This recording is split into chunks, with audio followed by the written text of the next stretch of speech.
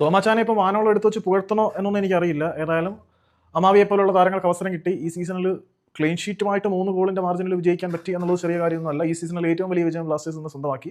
പക്ഷേ സ്വന്തമാക്കിയത് ദുർബലരായിട്ടുള്ള എതിരാളികളോടാണ് എന്നുള്ള കാര്യം അവിടെ മറച്ചു വെക്കാതിരിക്കാൻ പറ്റില്ല. ഇന്നത്തെ മത്സരത്തിൽ വളരെ മനോഹരമായിട്ടുള്ള പ്രകടനം കാഴ്ചവെച്ച മൊറോക്കൻ ചെകുത്തൻ, Moroccan devil, Moroccan eagle, Moroccan കഴുകൻ, അങ്ങനെ എന്തെല്ലാമോ മൊറോക്കൻ ചേർത്ത് വിശേഷിപ്പിക്കാൻ കഴിയുന്ന നവാസ് ഈ പോസ്റ്റ് മാച്ച് ടോക്കിൽ ഒരു കാര്യം പറഞ്ഞിരുന്നു. അത് നമ്മുടെ തോമസ് ഷോസിനെ വളരെ വലിയ രീതിയിൽ അപ്രീഷിയേറ്റ് ചെയ്യുന്നതാണെന്നാണ് എനിക്ക് ഫീൽ ആവുന്നത്. പുള്ളി പറയുന്നത് ഇങ്ങനെയാണ്: Thomas is not aware of us did an amazing job this week.